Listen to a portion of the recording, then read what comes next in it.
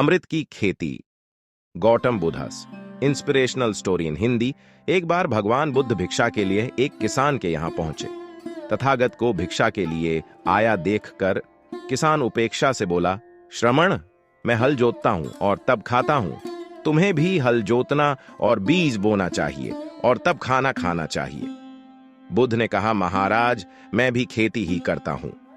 इस पर किसान को जिज्ञासा हुई। बोले, गौतम, मैं न तुम्हारा हल देखता हूं, न बैल और न ही खेती के स्थल। तब आप कैसे कहते हैं कि आप भी खेती ही करते हैं? आप कृपया अपनी खेती के संबंध में समझाइए। बुद्ध ने कहा, महाराज, मेरे पास श्रद्धा का बीज, तपस्या रूपी वर्षा, प्रजा रूपी जोत और हल है। पाप भीरुता का दंड है, विचार रूपी रस्सी है, स्मृति और जागरूकता रूपी हल की फाल और पेनी है। मैं वचन और कर्म में संयत रहता हूं। मैं अपनी इस खेती को बेकार घास से मुक्त रखता हूं और आनंद की फसल काट लेने तक प्रयत्नशील रहने वाला हूं। अप्रमाद मेरा बैल है जो बाधाएं देखकर भी पीछे मुंह नहीं मोड़ता है। वह मुझे सीधा शांति धाम तक ले जाता है। इस प्रकार मैं अमृत की खेती करता हूं। 4. बुद्ध ने कहा, सबका हित करो। एक दिन एक व्यक्ति बुद्ध के पास पहुंचा। वह बहुत अधिक तनाव में था।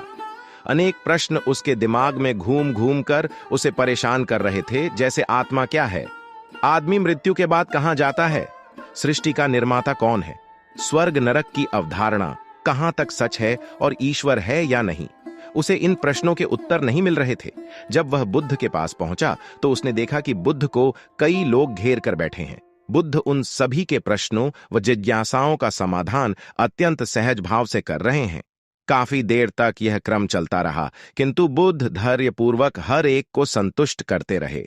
बेचारा व्यक्ति वहां का हाल देखकर परेशान हो गया।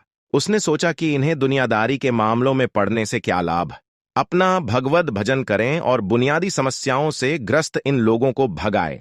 किंतु बुद्ध का व्यवहार देखकर तो ऐसा लग रहा था मानो इन लोगों का दुख उनका अपना दुख है। आखिर उस व्यक्ति ने पूछ ही लिया, महाराजा, आपको इन सांसारिक बातों से क्या लेना देना? बुद्ध बोले, मैं ज्ञानी नहीं हूं और इंसान हूं। वैसे भी वह ज्ञान किस काम का जो इतना घमंडी और आत्मकेंद्रित हो कि अपने अतिरिक्त दूसरे की चिंता ही न कर सके। ऐसा ज्ञान तो अज्ञान से भी बुरा है। बुद्ध की बातें सुनकर व्यक्ति की उलझन दूर हो गई। उस दिन से उसकी सोच व आचरण दोनों बदल गए। कथा का सार यह है कि ज्ञान तभी सार्थक होता है जब वह लोक कल्याण में संलग्न हो।